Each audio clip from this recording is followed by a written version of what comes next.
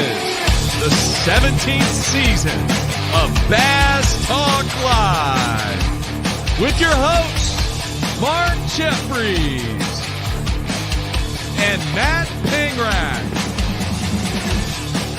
BTL is brought to you by Lawrence, Bass Cat Boats, APCO, Ducket Fishing, Strike King Lures, Sunline, Big Bite Baits, Spro, X-Zone Lures, Yamagatsu, The Bass Tank, and Denali Rods.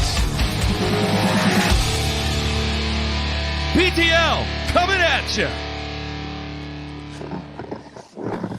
Good Wednesday, everybody. Welcome once again to another edition of BTL Bass Talk Live, where we're going to talk bass fishing and anything else that we want to talk about. Yes, you're looking at a live shot of Matthew live on the water, and then our special guest host today, Miles Burghoff. Can't wait to pick his brain about all kinds of stuff. But the first business that we have to take care of, what's going on, Matt? That's what's going on. It's Nothing. Frozen. It was working perfect before we started. Well, Miles, hey, man. Are you back, Matt? Did you get a phone call? Is that what happened? Matt. Oh, good grief. Now, folks, I got to admit, all right, Miles and I were on. We're talking for 10 minutes. I see Matt in the queue. So I was like, hey, Matt's in the queue. Let's pull him in and test him out, make sure he's in a good area because he's on Douglas Lake. We pull him in. We talk for 5 minutes. Hey, guys, we got to go. I got to run the intro. And now I got nothing. It looks like Mars rover footage.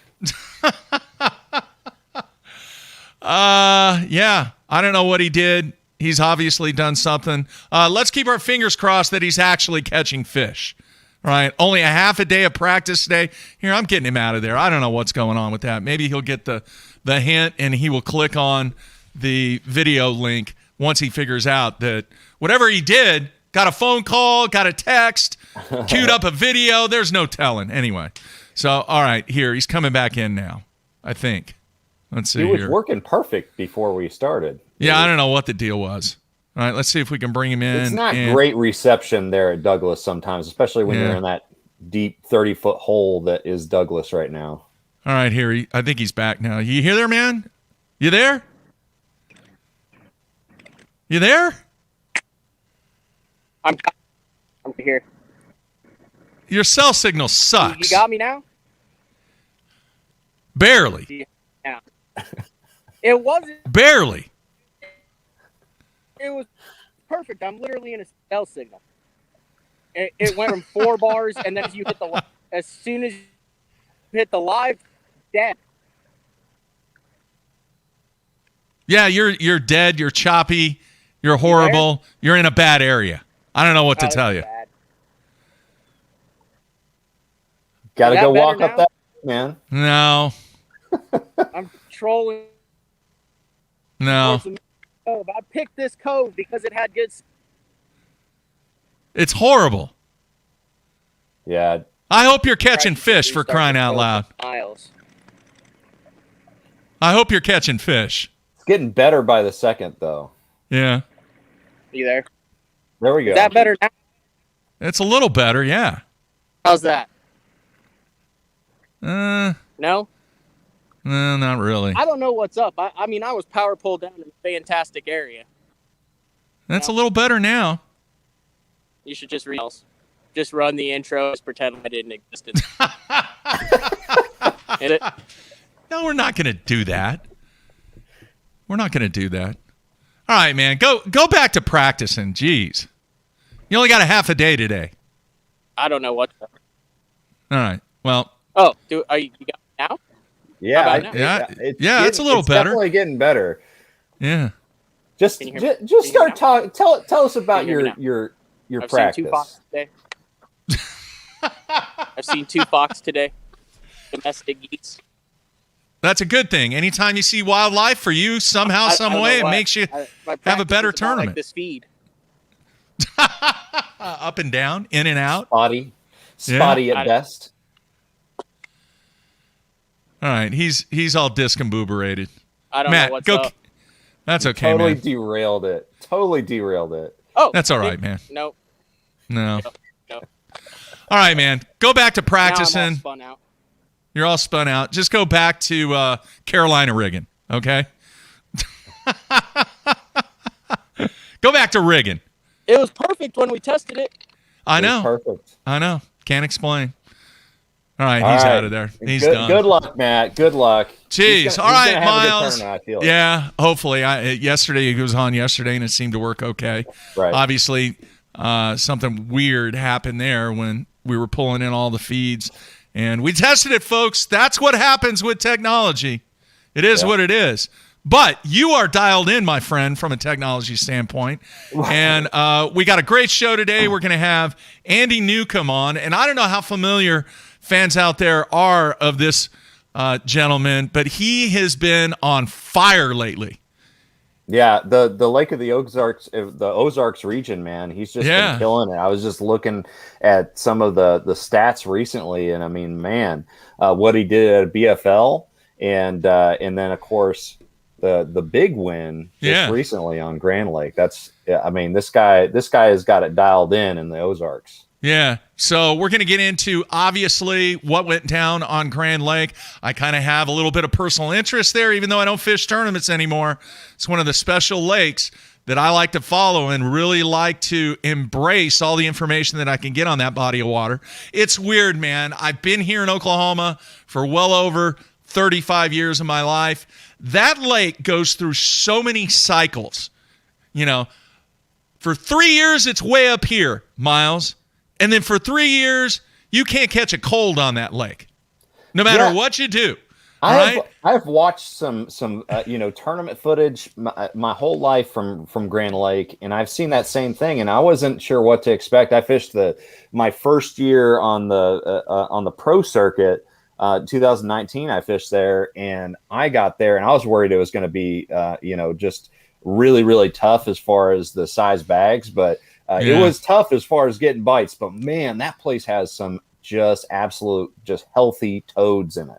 It's incredible.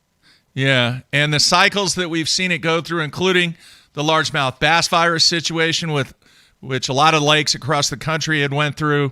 Right. But Andy, he is a stick, and when it comes to the Ozarks, if you fish any of the Ozark lakes, you know who Andy is. Absolute stick in this area.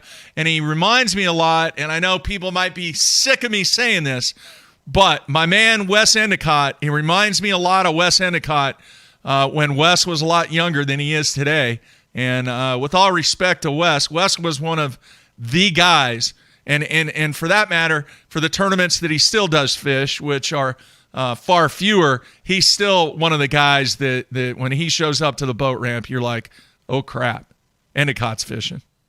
Okay. Right. All right. Yeah, let's go.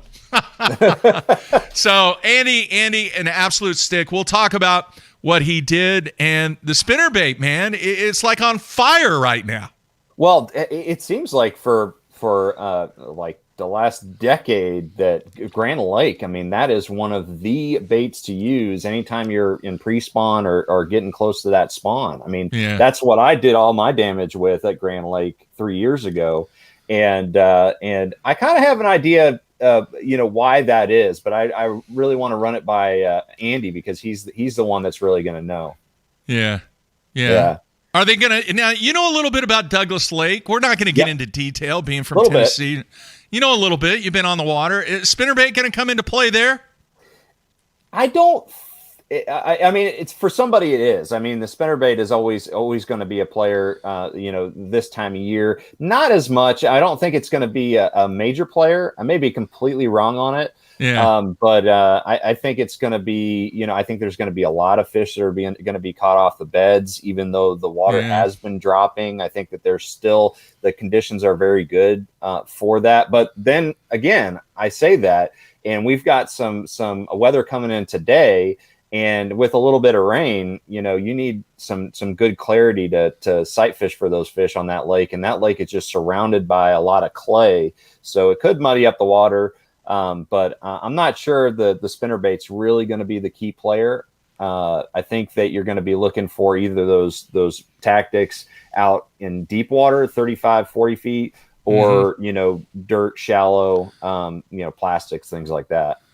All right. I'm asking you this for somebody that really I don't know a whole lot about the lake. I know a little bit about the lake. But when you fish a tournament over 3 days, is this a body of water where you're going to have to make adjustments all 3 days? In other words, you're not going to be able to stick with one pattern all 3 days. What are your thoughts? Shallow, I mean, if you find something where you are running a specific type of a bottom transition, a certain type of rock or something like that, you could run it. There's a lot of different types of shale and chunk rock and things like that. You got these you can really run a pattern on that lake when it comes to the hard bottom structure. But if you are kind of basing your whole tournament strategy around, some offshore areas, you're going to have to mix it up, and also shallow too. There's just not enough a shallow cover in this lake right now. In fact, there's probably hardly any with how low it is. And so you're really going to have to mix it up if you're fishing shallow. But if you've kind of figured out a deal where you're focusing on a certain type of rock, you're kind of fishing slow, maybe fishing a jig or something like that. Yeah. I think you can run that throughout the week, but it really just depends on what type of pattern you put yourself in, because that lake, especially, there's a lot of different, real deep. The unique thing about Douglas is they drop it like 35, 40 feet every single year between summer and winter pools. So there's a lot of fish that live deep, and they stay deep until they kind of stabilize that water level in summer pool. Yeah. And so, but the only problem with that is everybody's going to find those schools of fish that are out deep, and it's going to be community holes. So you're going to have to have some plan B stuff to work. The last tournament I fished there in May, I had to work a shallow pattern until I saw my spot, this community hole opened up, and then I had to go in there. So yeah, it's a really tough lake to plan for unless you find one of those cool patterns that allows you to kind of focus on a certain type of rock. Yeah, cool stuff. Now, we're going to go to Andy here in a few minutes. We'll take a short break, and then we'll come back with Andy. But let me ask you this, Miles. Mm-hmm. The young anglers, the up-and-comers, the guys that may or may not have went back and look at the legacy that so many professional anglers have left with specific baits. Do you think that a lot of the younger anglers have kind of blown off, for lack of a better term, the spinnerbait and rely more on a bladed jig? 100%. Yeah. I don't think that the younger generations right now really understand how critical of a tool, spinnerbaits have been over the years in bass fishing. And honestly, I'll put myself in that category too, because I tend to get away from a spinnerbait occasionally. And I've in the last couple years, I started using a spinnerbait because Z-Man came out with the sling blades, and I've been, throwing that a lot. And so I have been fitting it into my strategy a lot more, and I'm finding new time periods that I can use it and catch fish on it. So, but I do think that the younger anglers really do overlook a spinnerbait, which is a big, big mistake in my opinion. Yeah, I agree, man. It's just one of those things. And on a previous show, I think it was either late last year or early this year, we talked about how anglers get conditioned on certain lures during certain times. We talked about the jerkbait a lot. And we've seen what Kevin Van Dam has done with the jerkbait, and it wasn't pre-spawn. Heck, he was throwing it in the summertime around lily pads of all things, just crazy stuff like that. So I think you're dead on. Obviously, it's an opinion piece, but I do think that there are a lot of young anglers out there that really do not understand and haven't tried the flexibility and the versatility when it comes to a spinnerbait. I agree. And I think our problem in general is, and I think this is for everybody. I know it's the same for me.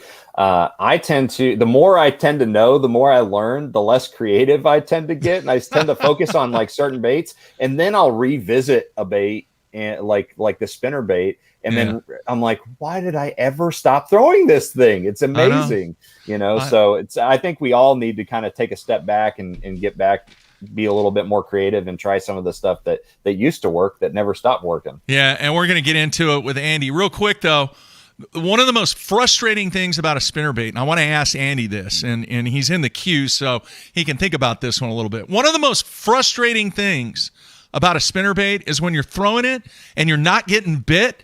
You're like, what the heck is going on? Why am I not getting bit on this thing? I mean, I am throwing or pitching or flipping or doing whatever, this spinnerbait in the perfect spot on this lay down or, string of rocks or whatever it is, and I'm not getting bit. And I've been doing it for 2.5 hours. What is going on?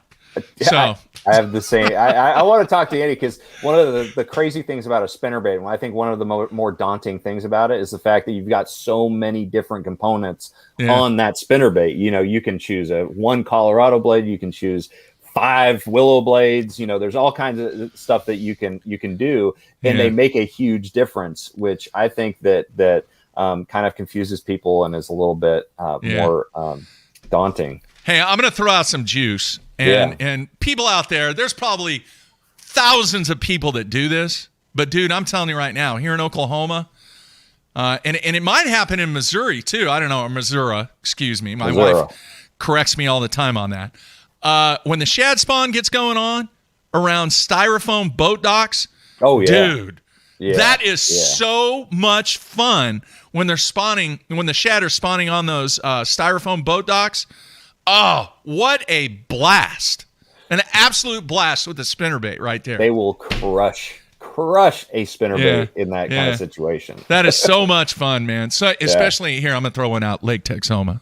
Ooh. Some people are going to hate me for that. But yeah, and you know what? It only lasts about a week. Right. Maybe a little bit longer, but typically it's about 5 to 7 days. And folks, if you can cast well, you can have an absolute blast when that shad spawn is taking place on those styrofoam boat docks. I agree, man. Anytime you got a shad spawn, really, the spinnerbait is one of those baits that we forgot about. Yeah. And we need to get back to. Yeah, I'm with you. All right, we're going to bring in the man that is on fire here the last couple of months. I'm sure his banker likes him a lot, too, if he has one. Either that or the teller. One of the two. I was looking at how much he won. That's pretty impressive. Yeah, it is. All right, everybody, we're going to take a break. Special guest host Miles Burghoff right here on a Wednesday. Everybody stay tuned. We'll be right back.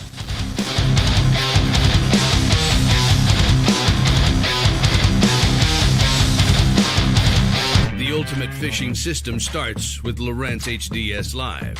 The best fish finding tools, from chirp sonar and fish reveal to active imaging and new active target live sonar, and complete touchscreen control from your trolling motor to your big motor. For a limited time, building the ultimate fishing system will be easier on your wallet. Upgrade to HDS Live with a Ghost trolling motor, active target sonar, or live sight sonar, and save up to $800. Basscat's legendary 20-foot platform has been paired with angler-approved accessories for 2021. Puma FTD features the proven hull used by many of the top names in bass fishing today, backed by a transferable lifetime warranty.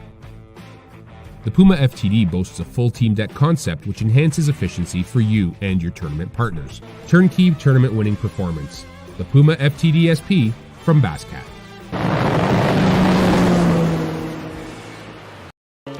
Utilizing my experience, utilizing my time on the water, evolving as an angler, and that evolution should never stop. You have to do it every day. And from when you wake up in the morning, you got to be thinking about changing, continually changing every minute, every cast. That's really the premise of fishing the moment. Everyone, Brandon Polnick here. People always be asking me what I got tied on. I'm like, X-Zone lures. And they're like, Brandon, why you got X-Zone lures tied on? And I'm like, let me show you why. The bite. Get out of there. Get out of there. Oh, yeah. Oh, it's pretty. Oh, it's pretty. Get in here. Oh. Oh god. Giant. Oh my gosh. Oh my gosh. I think you get the point.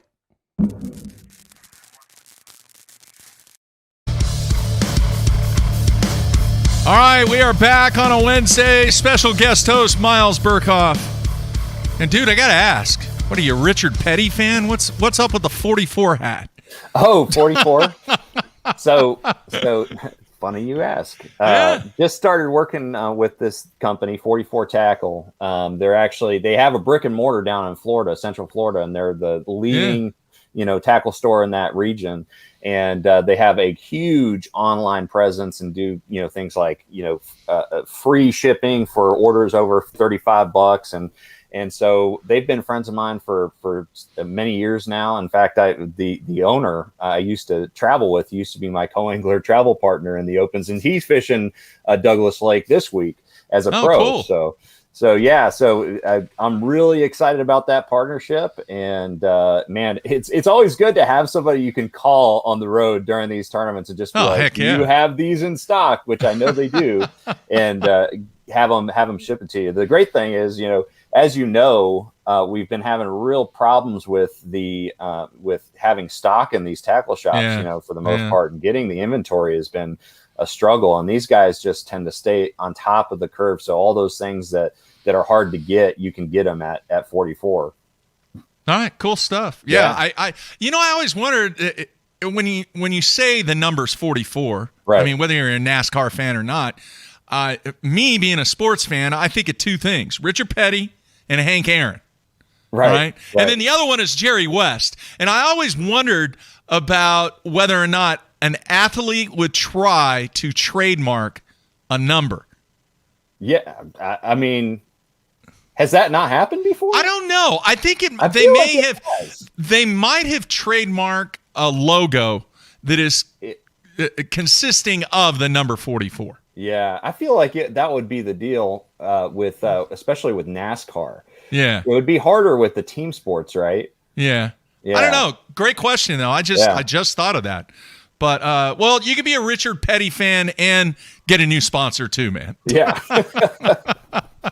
All right, it is time for our special guest. We're going to bring in Andy Newcomb here. Got it done on Grand Lake. Also, a BFL winner on Lake of the Ozarks and one of the absolute sticks in the Ozarks region. Let's bring him in now. Andy, welcome to the show, man. What's up, Andy? Thanks for having me. What's up, Miles? Yeah. Man, congratulations on just a great month of March, a great month of April. We have a lot to talk about. The theme this week, really two things. One is pressure here on BTL, and then the second thing is the spinnerbait. And, dude, you knocked it out of the park on Grand Lake with the spinnerbait. Yeah, I've always loved throwing a spinnerbait. I heard you guys talking earlier about the chatterbait, and I do throw one. If I can throw that spinnerbait, boy, there's nothing like a spinnerbait bite. Yeah, absolutely. Now, do you have one of the spinnerbaits with you that you used at Grand Lake? I do. It's right here. Oh, all right. Let's check it out. Tandem. That's the Booyah, the Covert series. It's a 1/2 ounce. This is the one that saved my day on day 2. I had actually been catching them prior to that on one. It was a different brand that I had switched out the blades for some kind of teeny tiny willow leaves so I could bring it a little quicker. Yeah. And I noticed in practice when I did that they went from kind of getting the bait to, you'd have to retie after you caught one. They were swallowing it. Yeah. Hey, by the way, I have to correct myself. See, I'm an idiot, but I have brain damage to contribute to my stupidness. Richard Petty was actually 43, so I don't know what the heck I'm talking about. Anyway. I wouldn't have known the difference, but I'm sure that you're getting some comments. I could have swore that he was 40, but I remember seeing the 43 on the side of the car. I'm an idiot. Anyway, Andy, let's continue with the spinnerbait. I saw a trailer. What was the trailer, and why did you use a trailer? So that's it's a swim bait from Biospawn. It's called the Exo Swim. It's a 4-inch bait that I cut off a couple segments. Especially early in the year, or if I'm reeling a spinnerbait, just if I'm not burning one, I like to have that trailer on there makes it look more real, gives it a little bit more action, and they tend to hold on to it. I feel like, if they aren't getting the bait well, you'll get just a split second longer if you've got that soft plastic on there, I feel like. All right. Cool stuff. Now, one more question for me, Miles, and then I'll shoot it your way. Andy, 19 pounds on day 2, and you mentioned earlier about your day 2. What was so special about that day 2, and what were the key decisions that you made on day 2? Day 2 was awesome. I mean, day 2 made my tournament. I had been on a pattern with that spinnerbait on gravel, and that's how I caught him day 1, and it worked perfectly, and everything went great. Day 2, I tried to make that work for a long time, and all I could catch was the little bucks. The females just didn't get up there where you could catch them. And to me, that water was pretty dirty, and it seemed like any of the fish that were out off the bank, out deeper than 6 foot of water, I couldn't get them to eat. I think they were out there because they weren't eating, and then when they'd move up, you could catch them. So day 2, none of those females were up on that gravel for me, the area of the lake I was fishing. So I actually ended up running and I hit a bluff, and I got a bite on a little jig, and the fish didn't get it, but I told my co-angler, well, that's an improvement from how the day's been going. So we went a little bit further, and I threw that spinnerbait up there, and had one knock slack in it, and it didn't get it either. And I looked at him, and I said, hey, we're gonna see what happens here. There's definitely some fish here. And so I turned around, and that's when I started throwing this booyah, because it's got a little bit of a clear water shad kind of color on the bottom. It's not, the other one I was throwing was just chartreuse, straight chartreuse. And so the water in the elk on that bluff that I found was a little bit cleaner. So I went to this spinnerbait with the silver blade and that little bit of clear water shad skirt, and started to go down that bank, and we hit a little stretch that was just, unreal. It was one of those days that makes you fish. It makes you love, you fall in love with it. I mean, everything that I threw this spinnerbait at, every log or a big rock, there was a big one sitting on it, and they just inhaled it. I mean, it was pretty incredible. I had about 9 pounds, probably 10 pounds in the live well limit. I had 5 that weighed that, and in the last hour and a half, I think I culled 2 or 3 times, and everything was about the same size, and I ended up with a little over 19 pounds. That's awesome. Miles? Yeah. So I fished Grand Lake, and Grand Lake, when I fished there in 2019, finished 3rd there, and I used a spinnerbait almost exclusively. I think I caught one on a shallow diving crankbait or something like that. I watched that video before the tournament. What is it about a spinnerbait on Grand that makes it so good this time of year? What do you think about that? I think it's the watercolor and Really? just how shallow those fish tend to live. Right. That Grand Lake, almost all year, you can catch fish shallow. And with that watercolor, you get dirty water, especially in a pre-spawn situation, and they're going to eat a spinnerbait. Those just go together perfectly. And I know when I was there, and I don't know if it's the same for you, but when I was there, I feel like I was catching a lot of fish that were kind of suspended. Of course, I was fishing more docks. I was catching more around docks and things that the fish were kind of moving up to spawn. But that's kind of what I equated to the success with the spinnerbait was the fact that they may be a little bit more suspended. So they come out from that deeper zone, and a spinnerbait is one of the better ways to catch suspended fish in that dirtier water. That's kind of what I thought, but I'm not sure how it was for you. Yeah, I think a little bit of the same. I think that a lot of the females that I was catching, I think they were on the bottom, but they were on pretty steep banks. Right. So I think if you'd bring this, half a foot to a foot over their head when it come off that slope, and I think they just, they'd come up and get it. They didn't think about it; they just swallowed it. Yeah. What so you kind of touched up on it a little bit, but how big of a role did the speed of your retrieve play that week? I think it was everything. Yep. I think, and it changed throughout the event. I had to change with it every day. But that's when I would change blade sizes and vary the retrieve, speed until I figured out what they wanted. And they definitely wanted it moving pretty quick. Really? In practice and the first couple days. And then when I got on that bluff the second day, I actually saw probably 4 or 5 of them big ones get this spinnerbait. I mean, I was keeping it up and moving it pretty good, and they just come up and throttle it. So awesome. What was the water temps there? I didn't pay much. I'm not much of a water temp guy, but I just kind of go off how the fish are acting, But yeah. I want to say it was upper 50s pretty much the whole time. It might have got above 60, but it was mostly upper 50s. And I expected it to be much warmer than it's been that. cold. It's been cold over there. Yeah. Over here, we've been in spawning temperatures for a while now, for a few weeks, and I figured it would be similar to that. But that surprise me, considering that you won it on a spinnerbait, because it seems like Grand Lake during the pre-spawn, that's really where that bait plays a role. Yeah, and there was some fish on beds. Like I said, the water was really stained. The very first day I got there, I only got about a half a day on Monday. And the first pocket I pulled into in Honey Creek, I seen 3 or 4 beds. And that's not what I wanted to do. So I actually ran up into some areas that had dirtier water. And whether there was fish on beds or not, I don't know.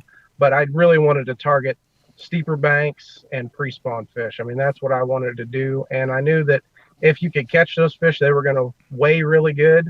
And I wasn't going to have to take a lot of time to catch those fish. I could just kind of burn down a bank, because I've had some success at Grand, but I really haven't been there that much. A handful of times, maybe 5 or 6 tournaments that I've been there, and I've never gone just fun fishing there. So this tournament, I actually fished, I don't know, I may have fished 1 or 2 spots that I knew, but everything else was just stuff that I found either in practice or during the tournament. Wow. Right on. That's awesome. Yeah. So I've got to ask, how does it feel? I mean, has it sunk in yet? I think it's sunk in a little bit. It feels really good. I've actually had quite a bit of success recently, and the last 3 Toyota series that I fished, I finished 4th, 2nd, and then I won this one. And so it's been pretty crazy. And I've been, I've been close a bunch, just in BFLs and all that stuff, and never could get over that hurdle until I won that BFL in March. And it almost feels like that just kind of knocked the door down. And now it kind of gets that doubt out of your head whether or not you can do it. Right. And so, I mean, it feels really, really good to win that Toyota series for sure. I've been wanting that for a while. In my experience, you need those kind of milestones to kind of break down those negative thoughts of whether or not that doubt that whether or not you can do it. And man, I'm still waiting for a big win like yours, man. Still waiting for that big win like yours, but. Man, what was it? $76,000 you got to bring into the bank or something like that with the bonuses and everything. Yeah, it's a pretty good chunk of change. That is a pretty good chunk of change. It was north of 76. So, I mean, it was a life-changing amount of money for sure. That's incredible. That's incredible for a Toyota series. That's awesome. Yep. Yeah, that's good stuff. All right, I want you to hold up the first spinnerbait with the trailer on it that you showed, because I had a question. All right, and there you have it. And what is that, gold or silver? Silver and gold? So the little kicker is gold, and the big blade is silver. Okay. And that's the one I threw in the cleaner water. Okay, my question is this. There has been, I'm going to call it an iconic move by a lot of people in this region. They've been doing it for years, and I don't know, I'm probably wrong, but Jason Christie has really kind of put it at the forefront, but I know there's been other people. I think Justin McClellan has been one of them, and Mike McClellan, and I'm leaving people out. But the orange kicker blade in this region seems to be a staple for a lot of people that fish Grand, that fish Eufaula, that fish Table Rock, that fish dirty water in Lake of the Ozarks. What are your thoughts about colored kicker blades, specifically that orange or red kicker blade, And does it truly make a difference? Or is it just a lot of hype that somebody decided, hey, I'm going to put an orange kicker blade on there, and then they go out and they start absolutely smashing them? I don't know if it's hype or if it really works. I typically, this time of year, I throw a red kicker blade and a big Indiana, if the water's got some color in it. And that's what I started with on Grant. But the way they were acting and the way they were getting the bait, that's when I went to those smaller blades so I could move it quicker, and that made the difference. As far as the color goes, I think we as anglers like to have something that makes us feel like we're doing the right thing. Yeah. I don't know how much it matters. I think a lot of times when they're on a spinnerbait, it's the retrieve rate is the whole deal. The vibration makes a difference. Yeah, the dirtier the water, the bigger the blade, the more vibration you want. But I don't know how much that kicker blade color really matters. Like I said, I do it. That's typically what I throw this time of year is a red kicker blade on my spinnerbaits. But if you got confidence in it, throw it. But I don't know if it really matters. Yeah. I tend to agree with you on that one, but I there may be something to it, but I think in that dirtier water, I think you're right. It's probably just more speed of the retrieve and the vibration more than anything. I mean, that's the way I feel about it. But I'm also the guy, like I said, I don't pay much attention to water temperature. I just kind of go out there and however the fish are acting, whatever they're telling you, I kind of just roll with that and try to build off that.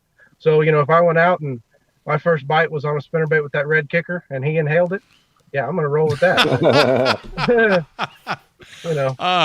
That's awesome. Now, several people have asked about a trailer hook. Did you use one? And what are your thoughts?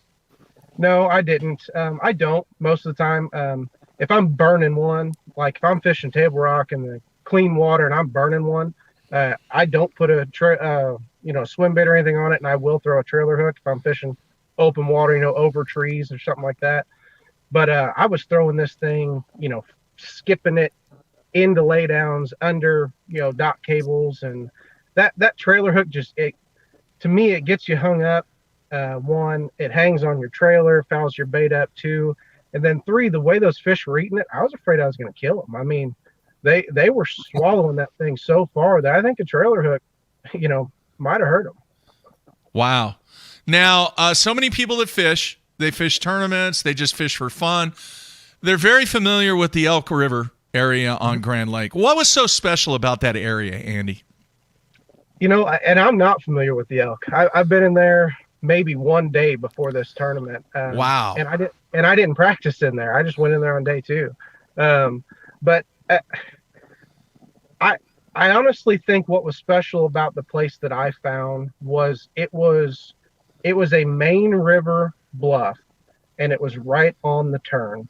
And so right on the turn, and then it started to flatten out just a little bit, and there was a lot of wood that those fish could spawn on.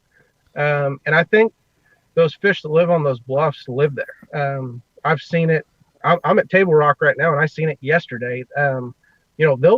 They'll make their beds on those little bluff ledges. So I think a lot of those fish were in the main river earlier in the week, and I happened to catch them when they pulled up and hadn't been messed with.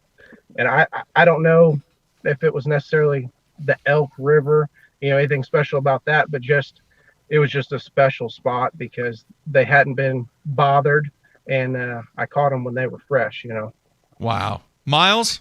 So it's funny, we were talking about how underutilized spinnerbaits are, but I also feel the same way about bluffs. I've had an experience with a tournament recently where I fished a bluff and they were so loaded on there that I'm like, why do I not fish more bluffs? Do you feel the same way? I do. We fish them a little bit more, I think, on these Ozark lakes than a lot of other places. But I do think they get overlooked. I think there's a large population of fish that live on those bluffs their entire lives.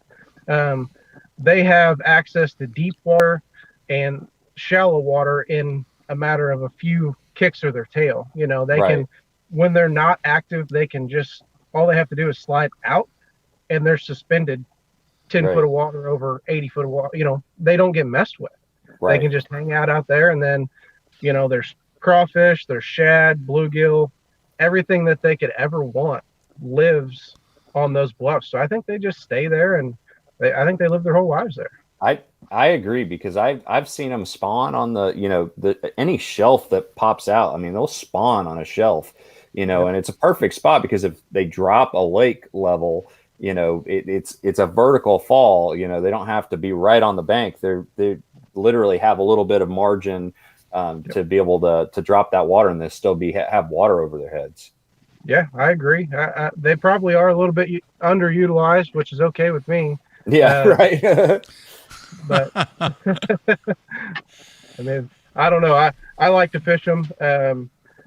The main reason I tried that was just because the pockets and the coves on Grand, Grand fish is really small. Right. I mean, it's a big lake, but it fishes really small. And boy, they were just getting pounded.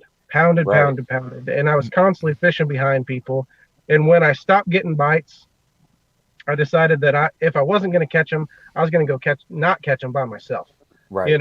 So I wanted to try something a little bit different and not fight the crowds, really. That's great. It obviously paid off, man. Heck yeah. That's good stuff. All right. I got to know, man, from the early stages of you being an angler to the point you're at now, how did you get so good? Well, I'm not one to believe the hype, and I don't know if I believe the hype that I'm that good either. But I've just put in a lot of time. I didn't really have anybody to introduce me into this tournament fishing game, and I really liked it when I got a taste of it. When I cashed my first check, I thought, well, that was pretty neat. And living at Lake of the Ozarks, I fish against, and I'm going to probably catch some crap for this, but what I consider some of the very best fishermen in the country. I mean, yeah. My buddies, Roger Fitzpatrick, Dennis Bearhorse, Marcus Sikora, fish against Jeremy Lawyer all the time. A lot of All-American champs, and just, day in, day out, a Wednesday nighter, you're fishing against some really good guys. And I'm a super competitive person. And so I think really that's just what it is. I just decided I wanted to be good at it, and just been putting in a lot of time on the water. Well, It's paying off, man. It is. And I think you're being a little bit modest. I think you are that good. I mean, the things that you're saying, like, you're a very intuitive angler. It seems like you run with your gut a little bit more than kind of overthink things. And that probably comes from you kind of, putting in your time and just focusing on the fishing rather than kind of, overthinking, all the multitude of factors that we can factor into a game plan. Well, I appreciate that. And I do, I kind of, I guess, pride myself on being intuitive. I actually, just like when I switched to this little Dirks jig, that third day, boy, that spinnerbait was awful dang good to me for the first 2 days. And an hour and a half, 2 hours into the day, when they weren't eating it, I tied on this little jig, and Kyle Wood had been following me around, and he said, "Well, that's very Ozark of you." Right. That sounds like something Kyle would say. Yeah, I guess so. But let's see what happens. So I tied on that little Dirks jig, and I weighed every fish on it that last day. So wow. I think in tournament fishing especially, you have to keep an open mind. Those fish change so much this time of year, really all year, but this time of year they're moving. Their moods tend to change on a whim. They can go from very active to completely inactive very quickly. So I think you just gotta keep an open mind and trust your gut. And that's that last day when I started on that kind of that magic spot, and caught some fish off of it, but it wasn't anything incredible. And with less than a couple hours left in the day, probably about an hour left in the day, I told my co-angler, I said, "Man, I know they're here, but they don't want to bite. And I really hate to go away from what got me here, which was trusting my gut. So I had found another spot on Google Maps the night before, and we ran a little further away from takeoff, ran to it, and started going down that bank, and I caught a 5-pounder and a couple more that cold. And Wow. you know, I think you got to be willing to take those risks, especially at this level, because you know, I know Chris Jones and the guys behind me, I knew they were going to do everything they could to catch them. So you can't be afraid to try something new, for sure. Trust your gut. Yeah. All right. Real quick, several people want to know, what was your setup, rod, reel, and your line choice for the spinnerbait? For the spinnerbait, okay. So I throw all Daiwa Tatula Elite rods. It was a 7.4 bladed jig rod. It's got a lot of backbone, but it's also got some tip, you know, so when they eat it, you're not ripping it out of their mouth before they actually close their mouth. I threw that, and I actually threw an 8.1 to 1 Tatula compact reel, because like I said, I was bringing it pretty good. Wow. And the way they were eating it, they would eat it and push it to you. So that high speed reel, I was able to crank 3 or 4 times before I swung, and really take up all that line and actually get a good hook in the fish. And I threw the spinnerbait on 16 or 17 pound test Vicious Pro Elite fluorocarbon. That was really the setup for the spinnerbait. All right, cool, man. I have to ask, because on this show, Matt doesn't, because he likes to stay away from that side of it, but I talk the business side of fishing and professional fishing in this show. I'm just curious, after your win and really after a pretty good amount of success that you've had, has the phone been ringing? Has any sponsors been reaching out to you, or in your actions and efforts to capture additional sponsors, has it been easier or tougher or about the same for you to capture new sponsors because of your performance success over the past year, 2 years? So in terms of just getting sponsorships, I'd say it's gotten easier. You know, I get a lot of companies contacting me, just, you know, products or, you know, small amounts of money or whatever. Yeah. So I would say that's probably gotten a lot easier. It's hard nowadays, I feel like, to really land that big title sponsor, somebody that, you know, is going to really help you. You know, if I do happen to make the pro circuit, you know, the financial part of that is pretty steep. I mean, it's nothing to joke about. It's a lot of money. And, you know, so finding a company that's going to help you with that, and that you can build a relationship with, and, because that's what I do with these companies. I try to find companies that I like the people that run the company, and that you can build friendships with and relationships with. And so it's pretty hard to find that perfect fit. But if I make it, I'm definitely going to be looking. All right, future wise, and then I'll throw it to you, Miles. Future wise, is that your goal as far as fishing? 100%. Yep. Okay. I want to do this for a living. I want to do it for the rest of my life. So yeah, that's my goal, is to make the pro circuit and make my way up to the Bass Pro Tour or wherever it takes me. But yeah, I want to do it full time. All right. Well on his way. All right, Miles. That was actually my question, man. I wanted to know if this is what you had planned on doing. You know, and I kind of recall what have you only had one tournament this year in that division? No, this is the second Toyota Series event in the Plains division. I finished second in the first one. So you're leading the points? Yeah. Yeah. Come on, dude. A first and a second? Yeah, I think he's leading. Safe to say. Yeah. Well, I mean, yeah, I guess you would have to be leading, man. That is incredible. So what do you have to, I haven't kept up with it. Do you have to finish in the top 10 in points, or is it the top 5 in points in your division? It's the top 5 in points. And I've got 10 points on my buddy Eric, who's in second. And then I want to say somewhere just north of 30 points on 5th place. So it's not a done deal. I'm in really good shape, but really good shape.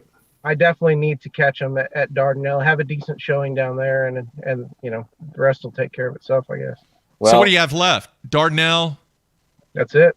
That's Dardanelle. it. Wow. Yep. Dardanelle. How much experience do you have on Dardanelle? Yeah. I have 2.5 days of experience on Dardanelle. I don't really any. But I called my team partner a couple days ago. We have a big team tournament at home the Saturday before that, and I told him, hey, you need to find somebody else to fish with, because I'm going to go spend about 10 days or 2 weeks at Dardanelle and figure out right on.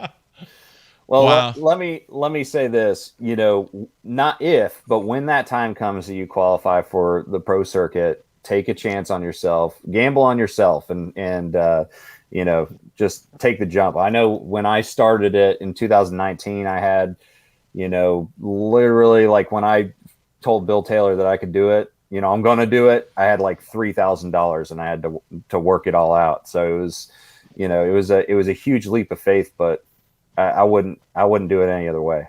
Yeah. Look at you now. Yeah. I mean, if it's meant to be, it'll be. I mean, it's one of those things that I try to kind of just take things as they go, and I've been putting a little bit back and a little bit back, because it's been this year's been incredible, but it's been a pretty good last couple years.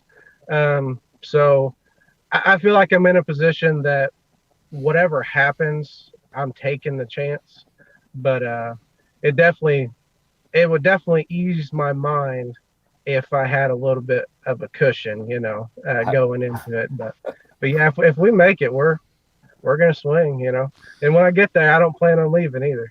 Good deal. Good deal. I love it. All right, that's good stuff. All right, on this show, Matt and I talk about it a lot. We talk about the HFA, the home field advantage, home lake advantage, whatever you want to talk about. This is a great example and a great time to ask somebody that fishes Lake of the Ozarks a lot. And you mentioned, the Wednesday night jackpots or whatever they are.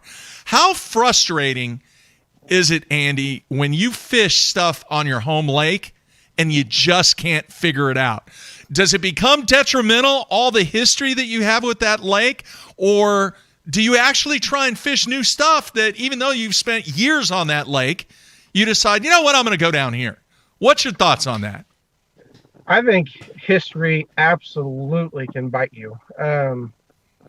I mean, without a doubt in my mind, it can get you. It can be very helpful too. Don't get me wrong. When you have them dialed in, you have almost endless spots that you can run. If you're running a pattern, you have almost endless possibilities. But if you're struggling and you rely on history and, hey, I caught one here, this week 5 years ago, that'll definitely burn you. I think you have to fish the conditions, and you have to follow your gut. And I fish Lake of the Ozarks, like you said, a lot. I'm on it a lot, and I'm on it from end to end, just so when the bite's better somewhere, I feel comfortable in that area. But I still, in tournaments, I will still run down banks that I've never fished before in my life, just because the wind's hitting it right, or the rock looks right, or whatever, for what I figured out that day. So I think history, to answer your question, I think history can absolutely burn you. It's kind of a double-edged sword. It's good to have it, but you cannot rely on it 100%. I feel like if you want to win, you got to be able to take that chance and fish that windy point over there or whatever. Yeah, you ever get spun out? You seem like a guy that never gets spun out. I try not to. I was pretty close on day 2 of this Toyota series. I was pretty close, just because everything I was doing, nothing, I couldn't get a good bite anywhere. But you just got to have a positive mental attitude and keep telling yourself you're going to catch them. And I say it out loud to my co-angler. I say, hey, we're going to get them. And it's not necessarily to make them feel better. I hope it does. But I'm telling myself, it just helps me to hear it. So you getting spun out is it'll end your day. So, I mean, you got to keep a positive attitude, and just fishing is one of those things. Everything can change in a matter of seconds. I mean, you fish all day for 10 seconds of just craziness, you know? And so you just have to remember that it doesn't take long to reel them in. So just keep casting and don't get spun out, because if you do, I mean, you're toast. That's it. Miles, you never get spun out, do you? Dude, I got spun out at Smith Lake just recently, so believe me, I was like, I had no idea what was going on. So I mean, I think everybody gets spun out. It's just a matter of, you know, we were talking about pressure. It's just a matter of, you know, how you respond to that pressure and how far you let yourself kind of go that downhill before you make an adjustment, you know, and change that momentum. Yeah. All right. Since it's the first time you're on BTL, hopefully many more to come. I'm curious, and I'm sure the fans are too. What's really the best part of your game? We've been talking spinnerbaits pretty much the whole show, but what is your best attribute for your game on the water, and what do you really need to improve on? Man, I would say probably my best attribute, it's going to have to be versatility, because I don't care what I got to catch them on. That's how I'm going to catch them. You know, I actually, speaking of Grand, last fall I came down and fished their super tournament, their BFL super tournament, because they had the big bass bash at home, and they don't let me fish that one anymore. So I came down and jumped in that, and I thought for sure, you know, it's the first part of October, I thought for sure I was going to be able to flip docks, throw a buzzbait, whatever, and catch them. And I ended up finding a couple schools of offshore fish and dragging a Carolina rig and catching yes, 25 thank to you. 30 keepers a day. I mean, it was so you never know. You got to go out there and just stay versatile and keep an open mind. I'd say that's my biggest attribute is just awesome. That made my day, Andy, and I wish Matt was sitting here to hear that. He refuses to throw a Carolina rig. He makes fun of me all the time. Well, That's great. I'm not saying I like it. I don't enjoy throwing one, but I mean, but that's you know, that's just proving my point that, you know, you can want to catch them one way, but you just got to catch them however you're going to catch them. And I don't care what they eat. That's what I'm going to throw. That's awesome. All right, what do you need to improve on? Probably finesse, I guess.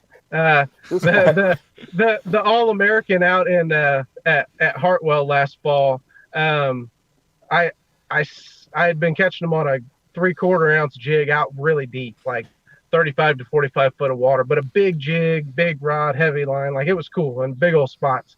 Well, they started nipping at the bait and not getting it during the actual tournament, and I pulled out the spinning rod on day 2 and started catching them, but it was just too little too late. So, you know, I think the finesse game is really what I probably need to work on, especially, you know, if I make the circuit and we go to some of those lakes where it's really going to play, you know.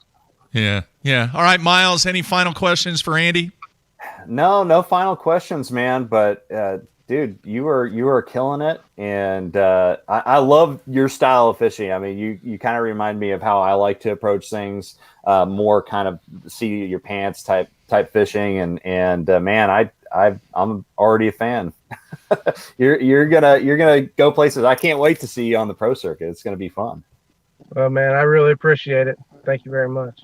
Yeah. All right, good stuff. Hey, I have to ask, what are you doing at Table Rock, and what's the fishing like?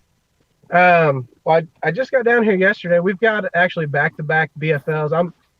I was fortunate to win the first BFL this year, so I'm in first place in the AOI in that as well. So we've got back-to-back BFLs. So I'm down here trying to figure something out so I can stay up there on the top of those points. All right, now this was pretty cool, and we're going to end with this. But I fished Table Rock a bunch, but it was 20, 25 years ago, a long time ago. And back then, people did not believe me when I said during that time there were guys that were bringing in limits of spotted bass that weighed between 20 and 25 pounds. All right? There's some great big ones. I mean, they tend to be, even if they're not long, boy, they eat good on Table Rock. Yeah. Now, what ended up happening, Miles and Andy, is people were sending me photos verifying that what I was saying was true. I mean, I know for a fact because of these photos. I knew it because I was there when they were having the Sunday winter tournaments sometimes right there in Kimberling City. And these guys were bringing in 22, 23 pounds of spots, which was insane.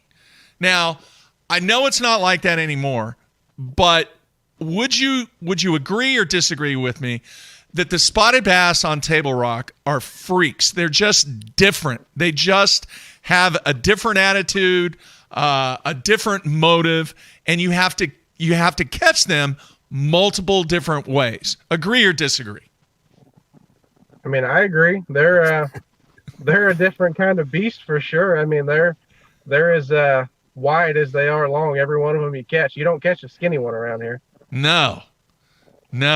And it is a very, very special place for me. And actually, when I get feeling better and I finally get done with school, I think that's one of the first places that I'm going to go to spend a little bit of time and get back on the water for an extended amount of time. So, dude, Andy, can't thank you enough for being on the show. Just an unbelievable performance at Grand Lake and Lake of the Ozarks, and truly one of the sticks that are up and coming.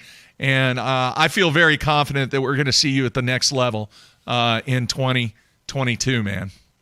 Well, thank you very much. I appreciate it. I appreciate you guys having me on the show, too. It was fun. Yeah, you have a lot of fans out there, too, man. The instant feedback was blowing up. They said, hey, if you don't know who Andy Newcomb is in the Ozarks area, you're not fishing, all right? I got the best fans, I'll say that for sure. Whether it's a large number or small number, they're the best.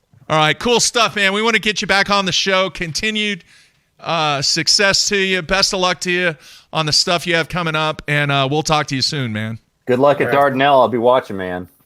Thanks, man. I appreciate it. All right, take care. Take care. All right, there you have it. Andy Newcomb, and dude, man, he's got the game, doesn't he, Miles? Yeah, I just love the way that he talks about fishing with his gut and changing with the conditions like that, not really focusing too much on any one tactic. A lot of people I think get caught up in being this type of angler or this type of angler, but he just goes out there and fishes what he needs to do based on what his gut is telling him. And I mean, I may be biased because that's how I like to fish, but honestly, I think that's going to go a long way for him. And it only compounds when it comes to the confidence that you build when you take that kind of approach, as opposed to putting all of your eggs in a certain type of technique or something like that. So I'm a big Andy Newcomb fan. I'll be watching for him for sure. Yeah. Fans better keep an eye out on this dude because he's going to catch him. Here's the other thing. We have a lot of younger anglers on this show every now and then. And the one thing that I picked up on Andy, and obviously I haven't been in the boat with him or anything like that and see what he does before, during, and after. But based upon this interview, the guy keeps things simple. And he really keys on, based upon what he said, very defined clues in the way that he keeps stuff simple, especially when he's on the water. That's the read I got. I mean, am I right or wrong? 100%. I mean, that's what impressed me about him is the fact that he's paying attention to those little details. When I say that, he's not getting bogged down in all the different variables like that. He said first thing, that he wasn't paying attention to the water temperature as much, which I think was a big reason why I started to realize he was a guy that goes by his gut, because he's more paying attention to the changes in the conditions and what his instincts are telling him than, going through that checklist of what's on the textbook of bass fishing, And so I think that tack is going to bring him great success. Yeah. Boy, I'm getting absolutely destroyed on the instant feedback about the Richard Petty comment. I know he wore 43 or had 43 on the side of his car. Jeez. I know he's got 44 on his hat. He explained why he's got 44 on his hat. I would have made the same mistake, but I'm glad you're the one to do it now. I'm getting beat up because of that. I told you, folks, I got an excuse. I had a brain injury, for crying out loud. Yeah, take it easy, folks. Come on.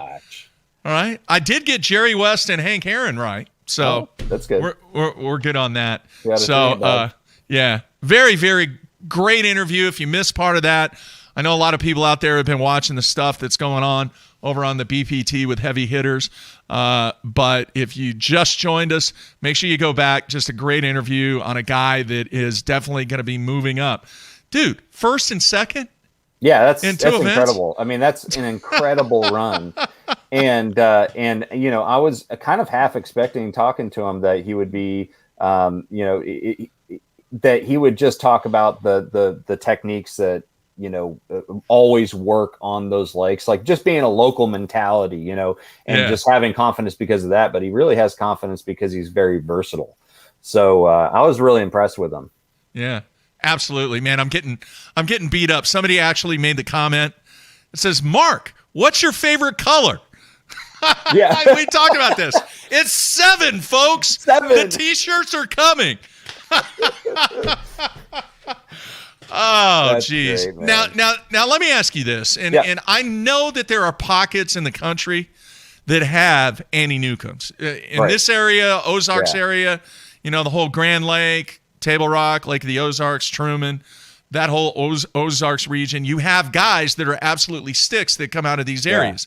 Texas, the Carolinas, Alabama, Tennessee, Florida. And then I'm definitely not going to forget the West Coast, because we all know that there are guys out on the West Coast that if they had the sponsorship, if they had the money, they would try and do everything they could to make the move to the next level. And they're up north too. I mean, absolutely. I think every region of the country, other than maybe I don't know.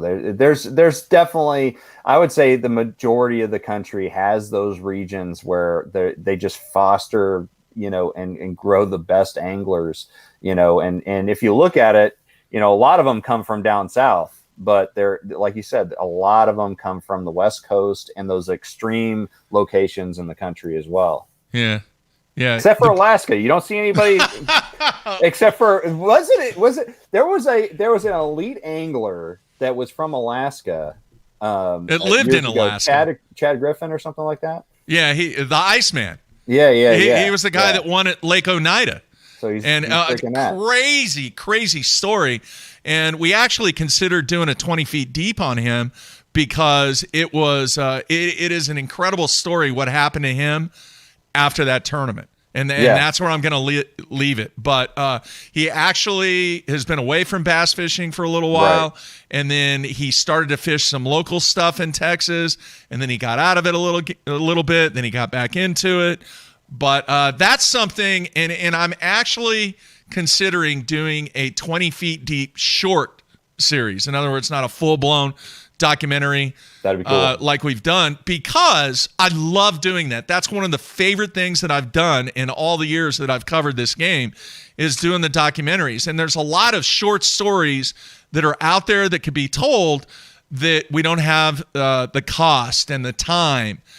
You do a little 10, 12, 15-minute short that tells a fascinating story about personalities in this game, both on and off the water, and Chad Griffin would definitely be one of those. Now, if Matt was on the show, Miles, he would know there's somebody else that spent a lot of time in Alaska, and I can't remember who it was. Matt would know. Me? No, besides you, there was somebody else. I thought that No. Besides you, there was somebody else. Like, do you remember Darren Schwinkbeck? Does that name ring a bell? Yeah, no, I know who it is. Yeah, I didn't realize he was in Alaska a lot. I don't know if that was him or not, but Matt's got a tie into Alaska. The guy that he played hockey with at University of Oklahoma, his dad owned the largest private airline in Alaska. Oh, wow. Yeah. So he would go up on vacation, Matt would, right, and they would fly into these remote areas and just catch phenomenal amounts of fish. Right. in these remote areas. It's funny because you don't see, in bass fishing, you see a lot of guys that are good at bass. They can relate that to other species, especially in saltwater and things like that. But you don't see the reverse. And I'm always impressed by people that like Chad Griffin that start in saltwater and can translate that into bass, or people from another country, like Carl Jacobson from Australia, be able to catch those fish that are very similar but not the same species and translate it over here. Yeah, that's good stuff. All right, man, what's on your agenda the next few weeks? We got a lot. Like right now, my house is a mess because I've just taken my process for getting ready for events, especially one that's as long as this next string of tournaments, is tear all the stuff out of the camper, the boat, the truck. And so it's just strewn about the garage right now. And so I'm putting it back together. We've got the Lake Murray MLF Pro Circuit event next week. So I'm going to leave for that on Saturday. And then after that, I qualified for the BPT Stage 2 at Travis down in Austin, Texas, through my performance at Okeechobee.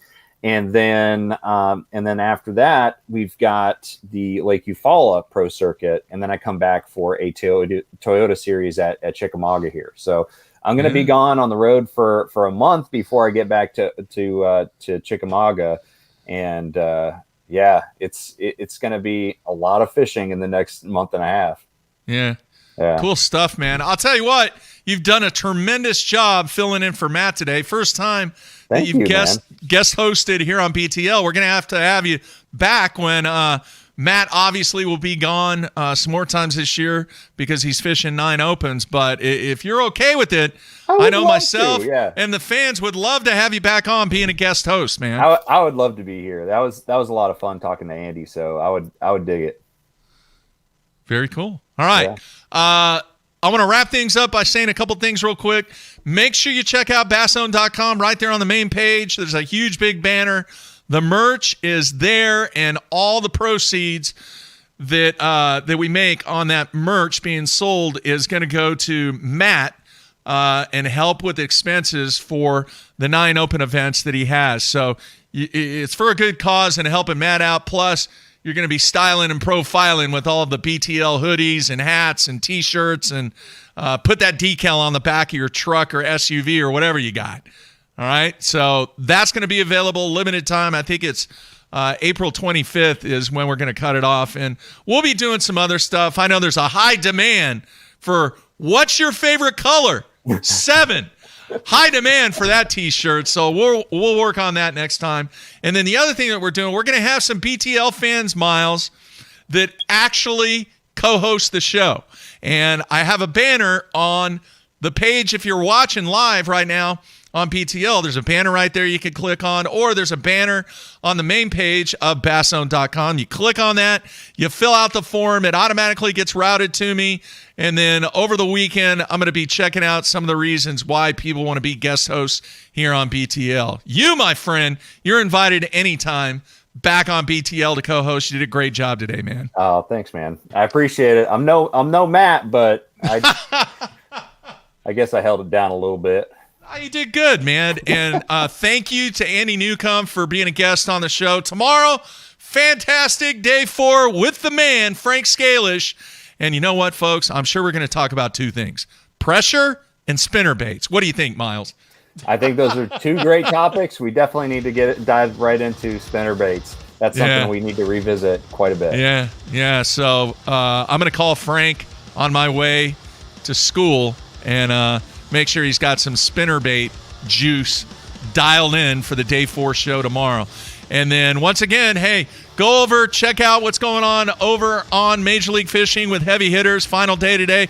We will have the winner of what's going down in the Carolinas today on the show Monday. Don't know who the guest host is going to be. I think it's going to be Ken Duke again. And then I am really close, and I'm not the kind of guy to tease, but I think this is really important that people know that I've been working on this for months to try and get a representative from Bass Pro Shops and White River Marine to come on the show and talk about how the dynamic of White River Marines pro staff has dramatically shifted, and all the other stuff going on, brick and mortar, e-commerce, all kinds of other things from the business side. And we are really close in having John Paul Morris, JP Morris, the heir apparent to Bass Pro Shops empire when Johnny finally decides that he wants to retire and fish and hunt all the time, not just part of the time. So working on that. That might happen next week or the week after. We'll keep you posted on that. All right, man. Have fun, Miles. Try and get out there. Get your stuff organized. Do what you got to do to get ready for that next event. And I know myself and everybody else out there love what you did today. It's great stuff. Best of luck to you in the next 2 stops. And we will have you on and talk to you very soon, man. All right. Thank you so much, Mark. It was a pleasure, man. All right. Make sure you check out the merch and the banner to be on the show. That's it. We're out of here.